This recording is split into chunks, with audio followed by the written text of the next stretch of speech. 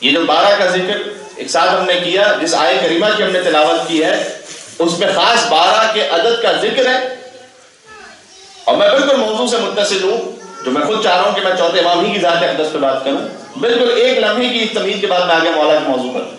سورہ توبہ کی آیت ہے، اور واقعی کیا کمال، قرآن کے آیتی با کمال ہے، لیکن اس موضوع سے کیسے ربط ہے اس آیت کا، ذرا غور فرمائیے گا۔ ان عدت الشہور عند اللہ 12 شہرا، اللہ کے نزدیک جو گنے ہوئے مہینے ہیں، پہلے لفظی ترجمہ کر دوں، جو گنے ہوئے مہینے ہیں وہ 12 ہیں، 12 شہرا، وہ 12 ہیں فی کتاب اللہ، اور یہ مہینے اللہ نے لوح محفوظ میں لکھے ہوئے ہیں، اللہ کی کتاب میں، اور یہ مہینے آج کل سے نہیں ہیں، 1000 سال پہلے سے نہیں ہے، 2000 سال پہلے سے نہیں ہے، یوم خلق السماوات والارض، جب اللہ نے زمینوں اور آسمانوں کو خلق کیا تھا تب سے اللہ نے لوح محفوظ میں ان 12 کو قرار دیا تھا۔ اب دیکھیں، ایک بالکل ظاہری تفسیر تو یہی ہے کہ محرم، صفر، ربیع الاول، ربیع الاخر، جمادی الاول، جمادی الاخر، رجب، شعبان، رمضان، شوال، ذی القعدہ، ذی الحج، یہ محرم سے ذی الحج تک جو 12 مہینے ہیں، سوال یہ ہے کہ یہ اچھا آگے کیا کہا اللہ نے کہ یہ 12 مہینے اللہ نے اپنے لوح محفوظ پہ رکھے، اس وقت انہیں خلق کیا جب زمین و آسمان کو خلق کیا۔ تو آپ کو اندازہ ہو رہا ہے کہ کیا یہ خالی محرم سے ذی الحج کی بات ہو رہی ہے، یہ جنوری سے دسمبر کی بات ہو رہی ہے کیا خالی؟ آگے فرمایا کہ منہا اربعۃ حرم، ان میں سے 4 تو انتہائی محترم ہیں، 4 انتہائی محترم ہیں۔ پھر اور آگے فرمایا ذالک الدین القیم، اور یہ وہ ہے کہ جو انہیں پہچان گیا اس کا دین استوار ہو جائے گا۔ اب اگر یہ فقط میں نے عرض کیا کہ دسمبر جنوری والی بات ہو تو پھر تو بات جچتی نہیں آتی جس انداز سے اللہ سبحانہ و تعالیٰ کلام کرتا ہے۔ اچھا میں حدیث کہاں سے پڑھ رہا ہوں؟ جس سے علامہ مجلسی نے تو لکھا ہی ہے، لیکن ان سے پہلے شیخ طوسی نے لکھا ہے اسے۔ اب شیخ طوسی جیسا بڑا عالم، اس سے بڑا عالم کو گزرا نہیں ہماری تاریخ میں۔ تو شیخ طوسی نے لکھا کس امام سے روایت کرتے ہوئے؟ میرے چھٹے مولا آقا امام صادق علیہ السلام سے روایت کرتے ہوئے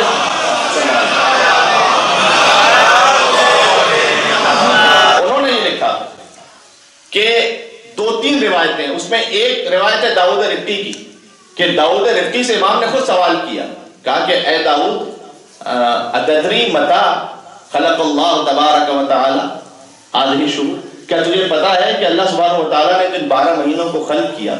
تو اللہ یہ کہہ رہا ہے کہ جب ہم نے زمین و آسمان کو خلق کیا تھا اس وقت سے یہ ہیں۔ تو بتائیں کہ یہ کب کی بات ہو رہی ہے؟ اس نے کہا کہ اے مولا اللہ عالم ہے، اس کا رسول عالم ہے، اور آپ عالم ہیں، میں کیا جانتا؟ اور یہی ادب کا تقاضا تھا۔ تو امام نے جواب دیا سامنے سے کہ خلق اللہ قبل خلق آدم ب1000 عام، جب اللہ نے آدم کو خلق کیا تھا اس سے کم از کم 2000 سال پہلے اللہ نے ان 12 کو خلق کیا تھا۔ ٹھیک ہے، ابھی تو یہ کہا، تو یہ بات ہو رہی ہے آدم علیہ السلام کی خلقت سے 2000 سال پہلے کی، اور مجھے نہیں معلوم کہ یہ دنیا کے سال تھے آخرت کے 90 سال تھے۔ اب یہ جو اتنے ہزاروں سال پرانی بات ہو رہی ہے تو اس میں کیا ضرورت تھی محرم کی اور سفر کی اور ربیع الاول کی اور ربیع الاخر کی؟ وہاں تو جان کا کوئی جھگڑا بھی نہیں ہو سکتا تھا اس وقت تک سے، جتنے آج مسائل تو وہاں اور ہمارے۔ اب ہوا یہ کہ کئی اصحاب ہیں، اس میں ایک داؤد رقی بھی ہیں اور بھی اصحاب ہیں جنہوں نے امام سوال کیا کہ مولا یہ 12 سے مراد کیا ہے؟ امام نے کہا کہ یہ ہم وہ 12 ہیں کہ اللہ نے لوح محفوظ پر جن کے نام کو آدم کی خلقت سے 2000 سال پہلے لکھ دیا تھا۔ پہلے کی وضاحت کر کہ ہم یہ 12 ہیں، اور اس کے بعد آگے اس نے کہا کہ مولا یہ آپ اگر یہ 12 ہیں تو اس میں تو اللہ یہ کہہ رہا ہے کہ منہا اربعۃ حرم، اس میں سے 4 محترم ہیں۔ تو مولا یہ کیا بات ہوئی؟ جانتے ہیں 4 کون سے محترم امام نے؟ میں ایک اسی جملے سے آگے موضوع پر امام نے کہا کہ ہاں 4 ایسے ہیں جنہیں اللہ نے خاص احترام بخشا ہے، ہم 12 میں سے بھی۔ کمالا وہ 4 کون سے ہیں؟ کہا وہ 4 جن کے نام علی پر ہے۔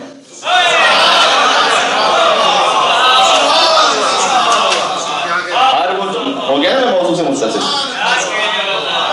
ہر وہ 4 کے جن کے نام علی ہیں، وہ جو 4 ہیں وہ اللہ نے زیادہ محترم، اس کا والا لیما، اور ایسا کیوں ہے؟ کہ اس لیے کہ اللہ نے ان 4 کے ناموں کو اپنے ناموں پر قرار دیا۔ صلوات بر محمد و آل محمد.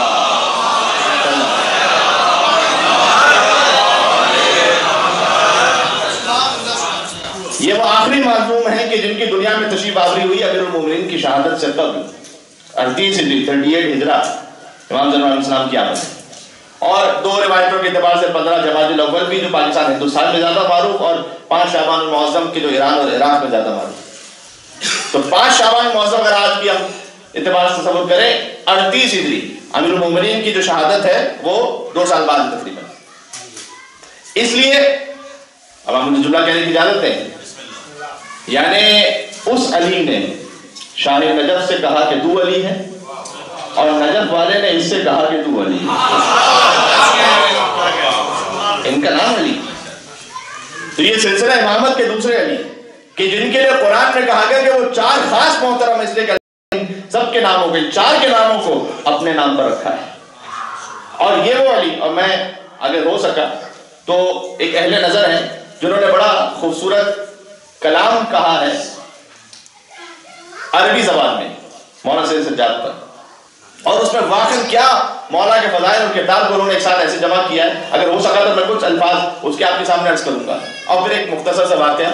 9 بجے ویسے میری تقریر ختم ہو جانی چاہیے، تو میں کوشش کروں گا ختم کروں وقت کے اندر. وہ اہل نظر کہتے ہیں کہ الصلاۃ الزاکیات علی کعبۃ الامانی وعلی الثانی الذی لیس لہ ثانی. پتہ نہیں عربی میں جو عربی کا لطف ہے وہ ترجمے میں نہیں ہے، لیکن آپ چلیں کوشش کرتا ہوں منتقل کروں. الصلاۃ الزاکیات، پاکیزہ ترین درود ہو، علی کعبۃ الامانی، اس پر کہ جو ساری کائنات کی امیدوں کا کعبہ ہے. اس پر جو ساری کائنات کی امیدوں کا کعبہ ہے. وعلی الثانی الذی لیس لہ ثانی، سلام اور درود ہو علی ثانی پر کہ یہ علی ثانی تو ہے لیکن اس کا کوئی اور ثانی نہیں ہے. اب جب امام کا جب تصور آئے تو عام طور پر چونکہ ہم تو کہہ ہی دیتے ہیں بیمار کربلا، جبکہ جو امام کی جو بیماری ہے وہ کل 1.5 سے 2 دن کی حد تک ہے فقط، اس خاص مصلحت کی وجہ سے. تو جو تصور لیکن ہمارے آتا ہے وہ ہمیشہ کے لیے نعوذ باللہ ایک بیمار ہستی کا تصور. اور آپ غور فرمائیے کہ الصلاۃ الزاکیات وہ پاکیزہ درود ہو کس پر؟ علی کعبۃ الامانی، جو دنیا کی ہر امید کا کعبہ ہے. وہ ایسا علی ثانی ہے کہ جس کا کوئی اور ثانی نہیں ہے. اب اس میں مفعول اور اس میں فاعل سے عربی زبان میں زیر اور زبر سے، زیر ہو اس میں فاعل، زبر ہو اس میں مفعول، کیا فرق ہو جاتا ہے؟ فرمایا کہ مقید الاعداء، مقید الاعداء و مقید القصر والقضاء. اللہ اکبر. کہا کہ اس پر سلام ہو کہ جو اعداء کی قید میں ہے، مقید الاعداء و مقید القدر والقضاء، اس پر سلام جو اعداء کی قید میں ہے لیکن ساری قضاء و قدر جس کی اپنی قید میں ہے. سجاد اسیر جور ہوئے، افسوس کسی نے یہ نہ کہا. یہ علامہ ذیشان زبادی صاحب کا غالباً لکھا ہوا شعر. سجاد اسیر جور ہوئے، افسوس کسی نے یہ نہ کہا، یہ پاؤں ستون کعبہ ہے، زنجیر کسے پہنا ان قدموں کے صدقے میں تو کعبہ باقی. قسم میں کوئی مبالغہ نہیں کر رہا، جو کہہ رہا ہے حقیقت ہے. اس لیے کہ جب کعبے کو مخاطب کرتے ہیں کائنات کا رسول یہ کہتے ہیں کہ کعبہ اللہ نے تیرا بہت احترام رکھا ہے، لیکن یاد رکھ ایک مومن کی عزت اور آبرو کو اللہ نے تیری عزت اور آبرو سے زیادہ رکھا ہے. جب مومن کا عالم یہ ہے تو امیر المومنین کا عالم کیا ہے؟ تاکہ جو مقید الاعداء بظاہر اعداء کی قید میں ہے لیکن مقید القدر والقضاء، قضاء اور قدر جس کی قید میں ہے. مولا بظاہر وہی، بظاہر کہہ رہا ہوں، بظاہر قید میں تھے، گزر رہے تھے. ایک شخص آیا، اس نے آگے کہا کہ اے مولا سید سجاد، میں اس وقت انتہائی فقیر اور ناتوان اور مجھ پر بہت گراں قرض ہے، تو مولا آپ میری مدد فرمائیے. امام نے پہلے آپ دیکھیں کوفہ اور شام کے مسائل کے تصور کو لے کے آئیے گا اور اس درمیان یہ جملہ سوچیں کہ ایک بظاہر ایک شخص کیا کر سکتا ہے. اس وقت مائیں بہنیں جس کے ساتھ میں ہوں اور رسیوں میں بندھے ہوئے ہوں، جس کے ہاتھوں میں ہتھکڑیاں ہوں، پیروں میں بیڑیاں ہوں اور کمر میں لنگر ہو، گلے میں توق ہو، اور اس سے کوئی یہ کہہ رہا ہو کہ میرا قرض آپ ادا کر دیں. تو یقیناً اس کی کوئی معرفت تھی، لہذا وہ یہ کہہ رہا تھا. لیکن امام نے مزید امتحان لیا کہ یہ بتا کیا تو یہ سمجھتا ہے کہ سالت میں میں تیرا قرض ادا کر سکتا ہوں؟ اس نے کہا مولا یہ جو زنجیریں ہیں یہ تو ظاہری ہیں، ورنہ میں تو جانتا ہوں کہ زمین و آسمان کا اختیار تیرے ہاتھوں میں موجود ہے. کبھی ایسے بھی سنے سید سجاد کو، ہمیشہ وہ بیمار والا تصور نہ لے کر آؤ، وہ جو مالک مختار ہے اس کا تصور لے کر آؤ، جس کے ہاتھ میں قضاء و قدر کا اختیار ہے، وہ ہے سید سجاد. کہ مولا میرا یقین ہے کہ آپ اگر چاہیں. کیا خوبصورت جملہ امام نے بیان فرمایا، کریم ابن کریم کے بیٹے ہیں نا. فرمایا کہ اچھا اب جب تیری معرفت کی منزل یہ ہے تو ایسا کر جب میری سواری یہاں سے گزر جائے نا تو اسی جگہ کو کھود دینا زمین پر. اللہ جہاں نیت کی وہ قضاء و قدر تقدیر میں وہ قضاء و قدر اختیار میں آ گئے. کدو اسی جگہ کو ابھی اسی جگہ کو کھود لینا، تیرا قرض بھی ادا ہو جائے گا اور ساری زندگی کے لیے جتنا تجھے ضرورت ہے وہ اس ایک زمین سے تجھے عطا ہو جائے گا. مولا جس سواری پر موجود ہوں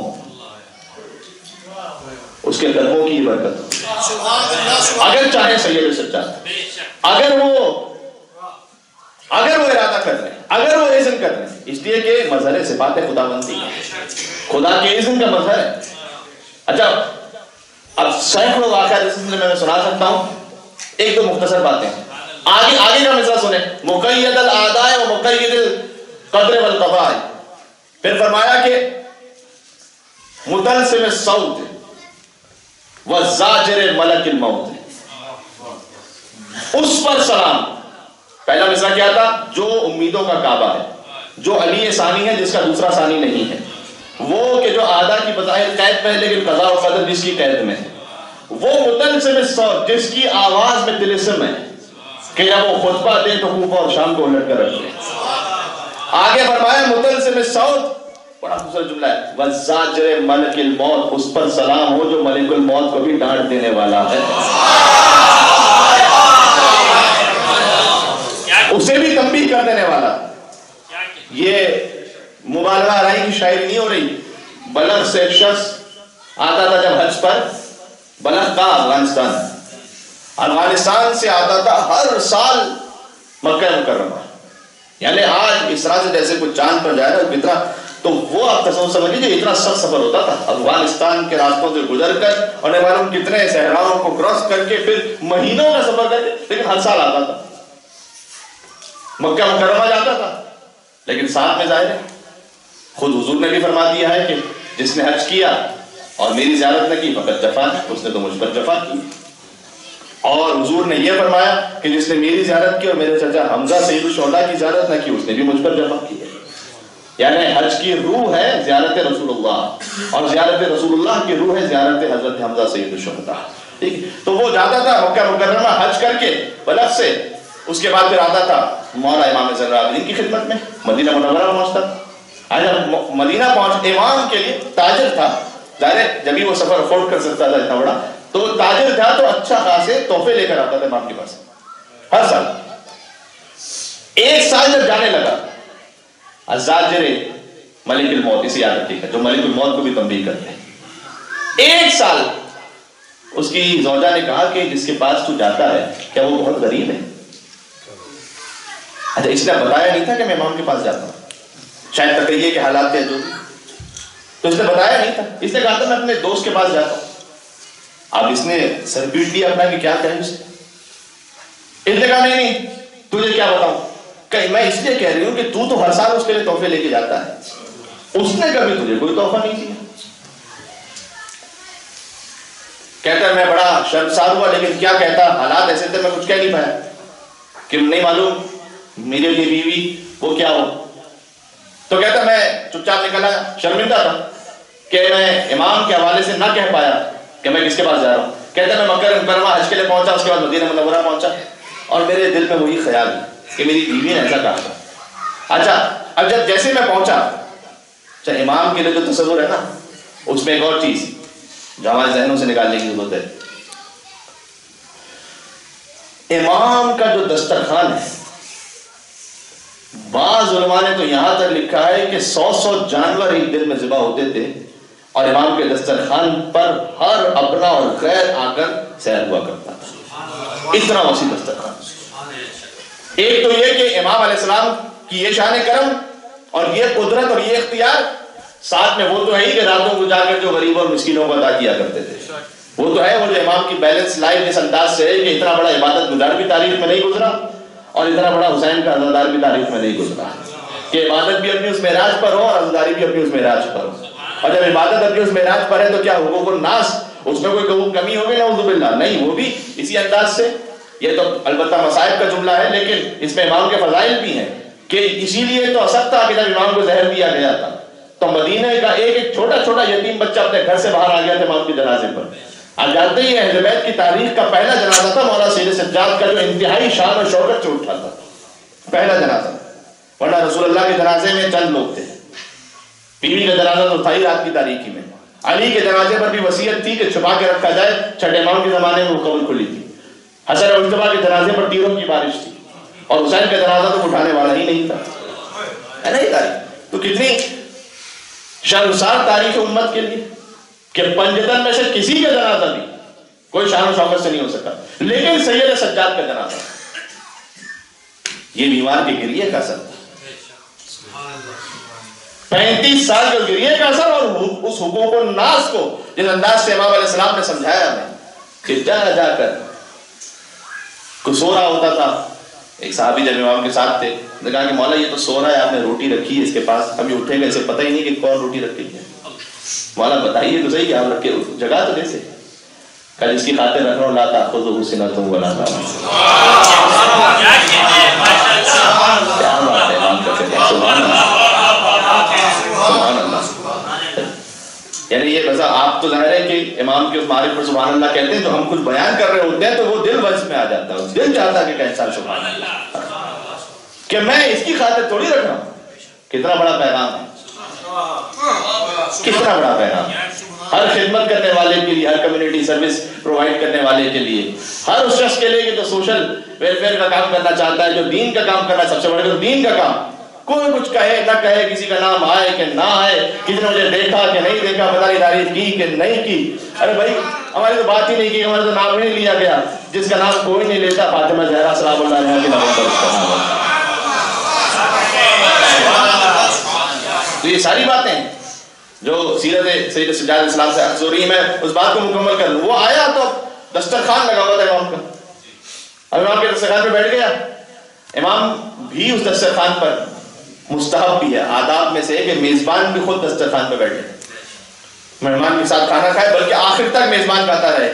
یہ ہمارے طریقہ مختلف ہے، لیکن آداب اسلامی میں سے یہی ہے تاکہ اس مہمان کو شرم و خجالت محسوس نہ ہو. تو وہ شروع سے لے کر آخر تک میزبان جو ہے مہمان کے ساتھ بیٹھے. تو امام سجاد علیہ السلام کے ساتھ بیٹھے. جب وہ کھانا کھا چکا ہے، امام نے ختم کر لیا امام نے اپنا کام، امام نے کہا کہ ویسے تو مہمان ہے، میں تیرا میزبان ہوں. تو اصول تو یہ ہوتا ہے کہ میزبان مہمان کے ہاتھ دھلائے.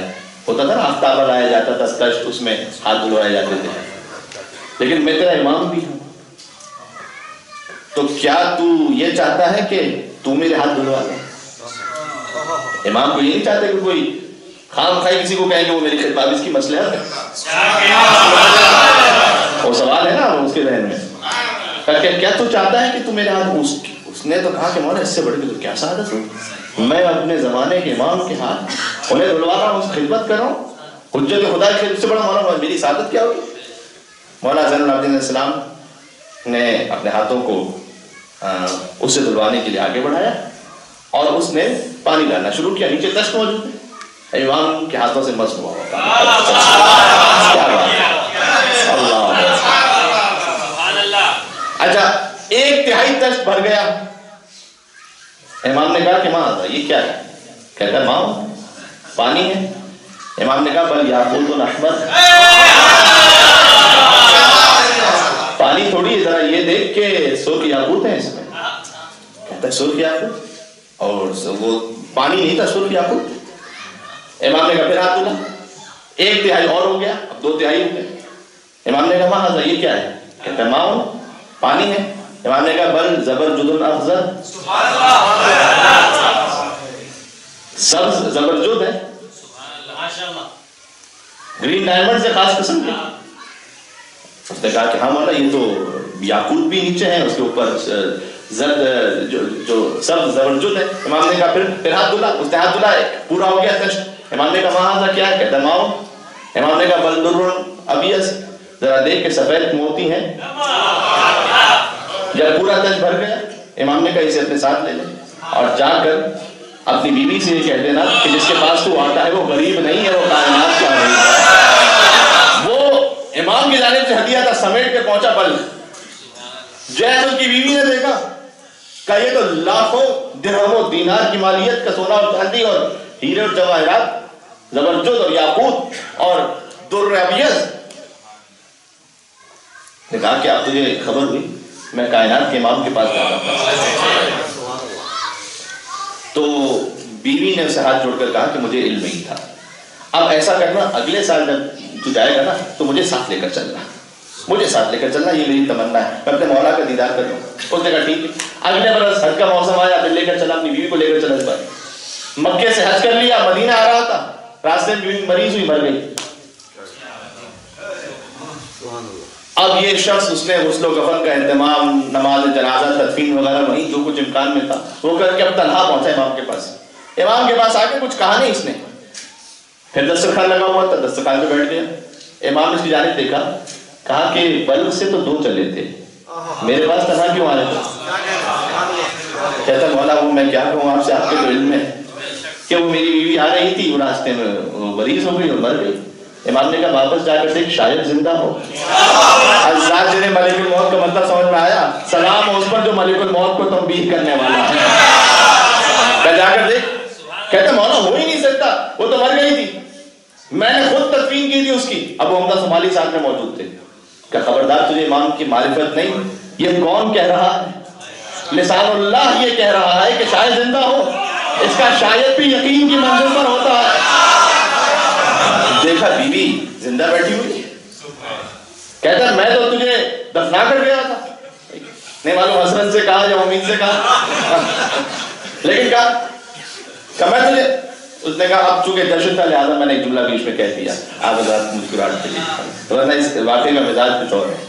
تو اور ہمارے اب ہوا یہ کہ اس نے کہا کہ ہاں واقعی میری روح برباد ہو چکی تھی، لیکن ایک انتہائی نورانی ہستی تشریف لے اور اس نے ملک الموت سے یہ کہا کہ میں تجھے حکم دے رہا ہوں کہ اس کی روح کو واپس پلٹا دے. لِأَنَّهَا زَائِرَتِي، اس لیے کہ یہ میری زائرہ ہے، یہ میری زیارت کے لیے بلکہ سے آ رہی تھی. میں نے اللہ سے دعا کی ہے کہ اس کی عمر کو 30 سال مزید بڑھا دیا جائے. کہتے ملک الموت گویا کانپتے ہوئے آیا اور اس نے روح کو واپس کر دیا. دیکھیں دعا کی قبولیت کا وقت ہے مریضوں کی شفا یابی کے لیے. یعنی جس کی ٹھوکروں میں ہو کہ وہ مردوں کو زندہ کر دے. وہی اسی بیمار کے صدقے میں 2 روزہ بیمار کے صدقے میں قیامت تک کے لیے کائنات کے ہر مریض کو شفا عطا ہو. اللہ اکبر. یہ اس 2 روزہ قربانی کا صدقہ ہے. خدا کی قسم واپس پلٹا اپنی بیوی کے ساتھ امام کی خدمت میں. امام کو ساتھ لے کر آئے، امام کے پاس لے کر اپنی بیوی کو. جیسے ہی دور سے دیکھا اس کی زوجہ نے امام کو ایک مرتبہ گری زمین پر، کہتی خدا کی قسم اسی بزرگ کو دیکھا تھا، اسی بزرگ کو دیکھا تھا کہ وہ ملک الموت کے پاس تشریف لائے. انہوں نے حکم دیا یہ ہے. پھر آگے وہ کہتا ہے شاید نور النیہ الصلاۃ الزاکیہ علی کعبۃ الامانی وعلی الثانی الذی لیس له ثانی مقید الاعداء ومقید القدر والقضاء. آگے کہتا ہے وتلسم الصوت والزاجر ملک الموت نور النیرین مجمع البحرین علی بن الحسین. وہ کہ جہاں 2 نور مل رہے ہوں، یہ جو 2 نور مل رہے ہوں اس کی تاریخ تو ہے نا اس میں. یہ جو 2 نور کیسے مل رہے ہیں؟ حسن کی بیٹی حسین کا بیٹا، یہ اس طرح اشارہ ہے. جہاں 2 نور مل رہے ہوں، جہاں 2 سمندر جمع ہو رہے ہوں، علی ابن حسین پر سلام. اس ذات کبریا صفات کے جشن میں اور آپ تشریف فرمائیں. برحمتك يا أرحم الراحمين وصلى الله على محمد وآله الطاهرين.